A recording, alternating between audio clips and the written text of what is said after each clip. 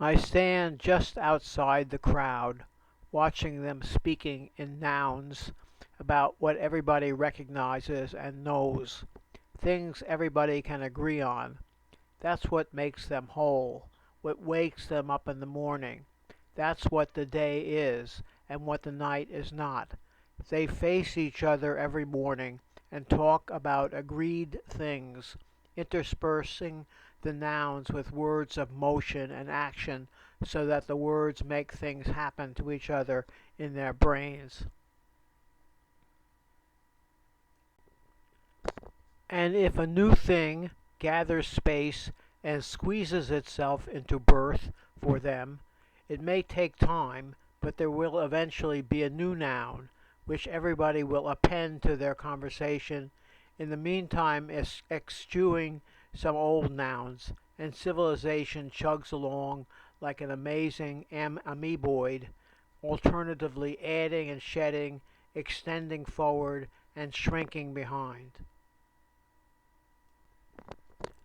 They all have exquisite models in their brains, populated by the things the nouns represent and made dynamic by the verbs. In fact, they don't need the words. They lose them sometimes and can't reach out to the things that everybody has in their brains, everybody understands. But they can always get some help. These things are real. They always stand and sit around making sounds corresponding to the names of things everybody recognizes, although not everybody has personally experienced. Reality doesn't have to be activated by the senses to be real. The senses, in a futuristic or fictional form, in the form of suspended doubt and trust, are welded into the words and into the brain models that form the currency the words are the tokens for. I watch this. Beware. They are map makers and chart makers. They are formulators of elements.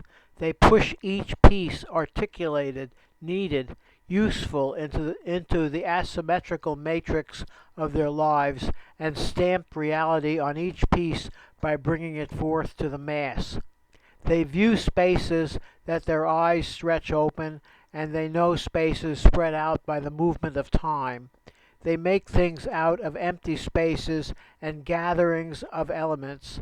All these are rounded and hardened by their tokens and sharing into inflections of the gaseous cloud around them. There are no colors here. Light burns harder here and less hard there, and the particles slam into the stone at different rates. What they think they see is just their joint illusion. The air is vacant except for the wind. With mouths they make these tiny disturbances. They are lucky that they can do that. What a bleak skeleton is the earth, yet they rejoice in delusion. They see themselves in every crook and twist of the molecules. They see their faces where there is no intelligence and no life in the barrens.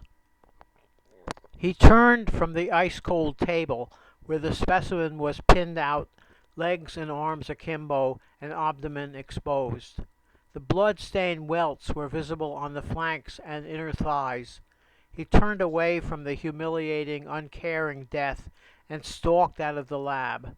There was no getting sympathetic with them, he thought. Research needs distance.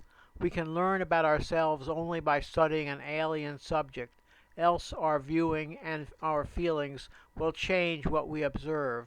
He knew that universal principle, and it was also a matter of power.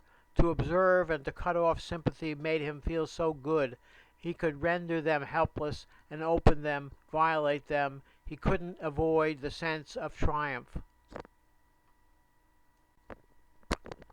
The feelings were like fluid gases rolling over the trees, making the colors, drawing them to the colors.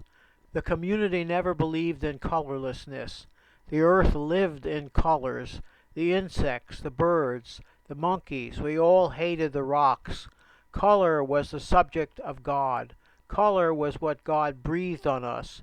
It was inside us. a translation into the language of our bodies and the bodies of the creatures around us. The people smelled the life of the soil in the air. The world spoke together in the alphabet of maps.